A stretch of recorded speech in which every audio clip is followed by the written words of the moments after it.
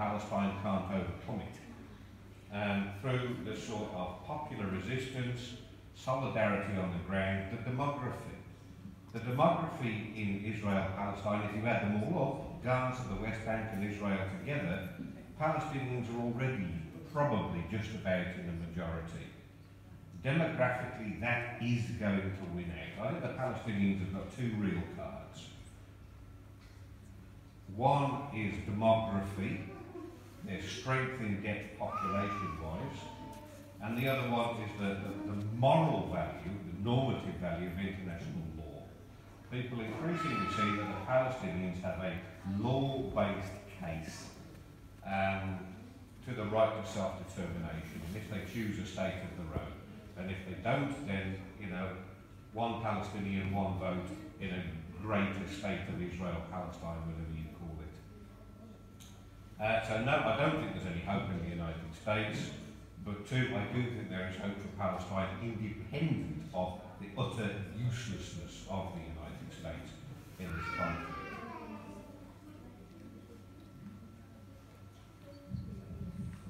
Hi, Nigel. Hi, Imran. Hi. In this movie, actually, one thing I find it very interesting, that Israeli young people actually join the Palestinians.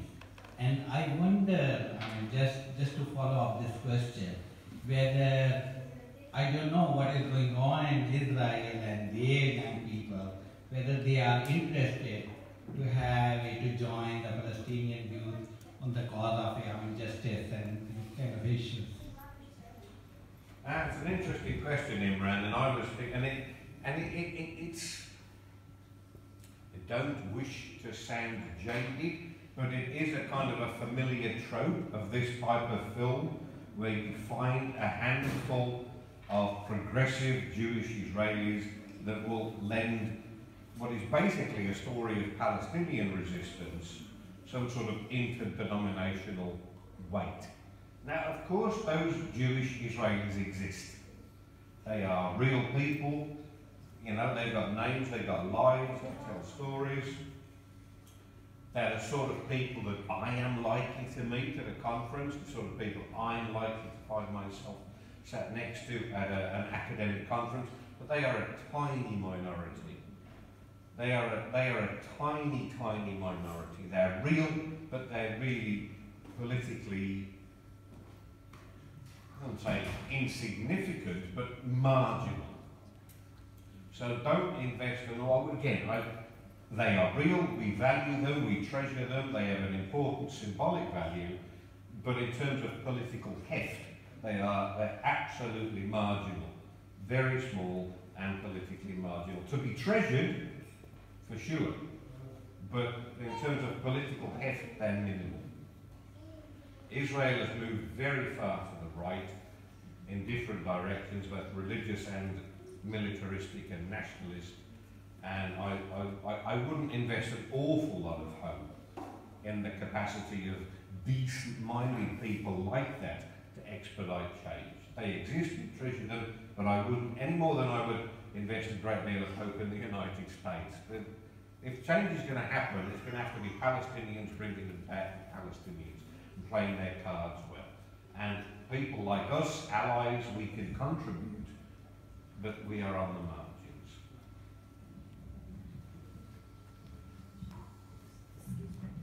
I'm sorry, I'm not an expert in this area, but that seems profoundly negative comment when there are many, many like-minded people like us, and minimal impact is impact, and it has the capacity to grow. So is there not some capacity to galvanise?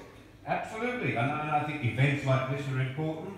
I mean, I've been, if I do sound jaded, it's because I've been doing this for 20, 30 years now.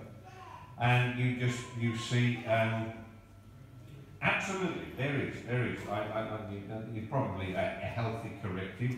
Yes, there is a possibility for us to mobilise, galvanise, catalyse change on the margins. So not we be looking for that? But, and it's good that it's healthy to look for it and to find it. But I think the real resistance, I think the point I'm trying to make is that the real resistance is done by the Palestinian people on the ground in Palestine. We can contribute, but we shouldn't look,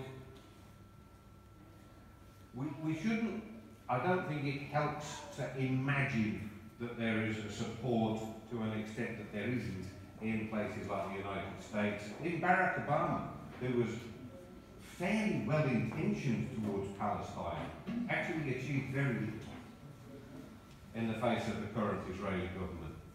And the Israeli left, treasured though it is to be, is very small.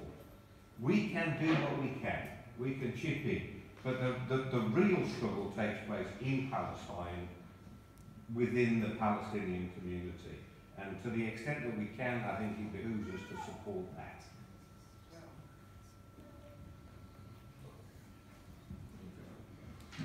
Just, I'm just wondering about the choices that they have, because if you forget about the USA, let's think about Palestinians and the way they resist. From your point of view, and from the global definition of resistance, because if resistance goes violent, it is termed as terrorism, isn't it? So from your point of view, what choices Palestinians have other than the non-violent, I can see the non-violent demonstrations that they're doing.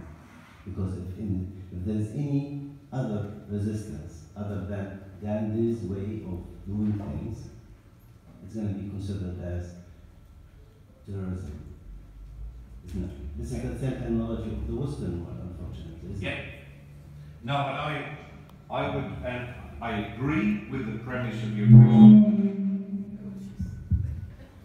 I agree with the premise of your question that any form of violent resistance is categorised as terrorism. I don't actually agree with that categorisation. From my perspective, the Palestinian people in international law have a legitimate right to violently resist foreign military occupation. That said, the Palestine Liberation Organisation has eschewed that right. Hamas continues to retain it. That's a debate that we can have. I'm not an Arab or a Muslim, so it's difficult for me to, I wouldn't align myself with Hamas, but I do personally think Hamas has a point.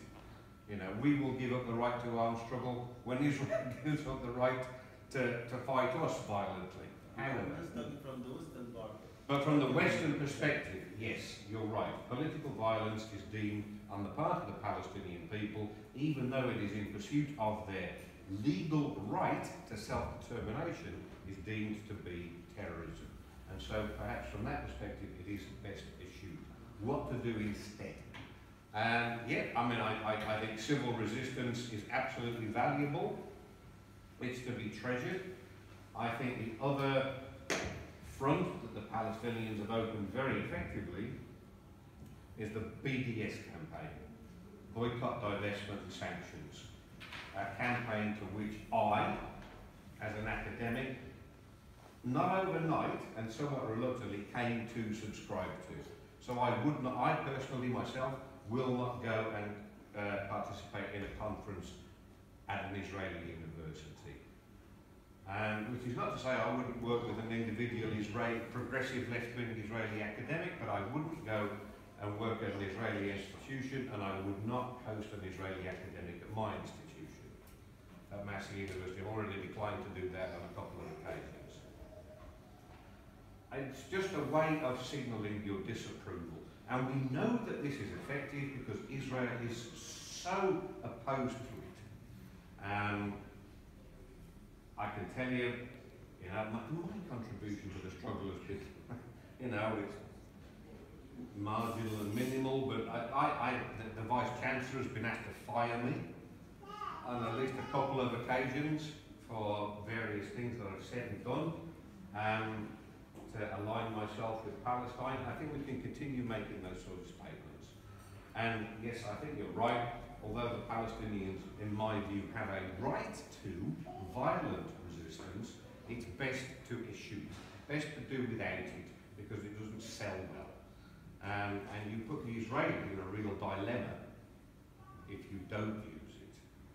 So I hope I've answered your question. We have two questions, so we'll go with the first, and then will be yours. Oh, well, thanks very much. I just wanted to say thank you for the film and for the organisation of the event today. I thought it was really great and great to see everybody together in lots of different communities from Palmy and from around.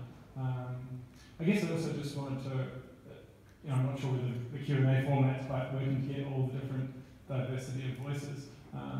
For me, one of the main messages is really hope coming from that film, and I was a bit distressed at the tenor of your first two answers, which essentially asserted that there is no hope for resistance in the United States. No hope, but I wouldn't say a lot of hope in America or Israel. That's what I was about to say, right? And in fact, I think we must believe that there is hope in the United States, and we must believe that there is hope in Israel. And I believe that if we give up in hope in either of those two countries, then we're disempowering a whole lot of people. We're stripping them of agency, and we're making it less likely that any positive change will come out of those two countries. I think hope coming out of that film that Palestinian communities can organise their own resistance is great, and that's ultimately where change will come from. But I'm very wary of assertions from people that strip agency away from communities in other countries that can contribute to and must contribute to change in other countries. And I hope that New Zealanders will also feel hope and empowerment that whatever we can do and organise as ourselves will also contribute to change in Israel and in the United States and in a better future for Palestine. So, thanks. Thank you so much.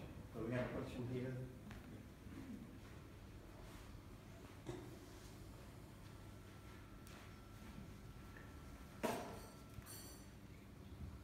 I'm a veteran of the anti-apartheid movement in New Zealand back in the 80s and 90s. One of the key themes there was, of course, divestment. Do New Zealand institutions, government and businesses have any investment in Israel that we should know about in order to pressure those institutions to start investing from in solidarity with the Palestinians? That's an excellent question. And yeah, I think James, you probably know a little bit more about this than me, but I can say a couple of things. And it does speak to your point as well, which is well taken.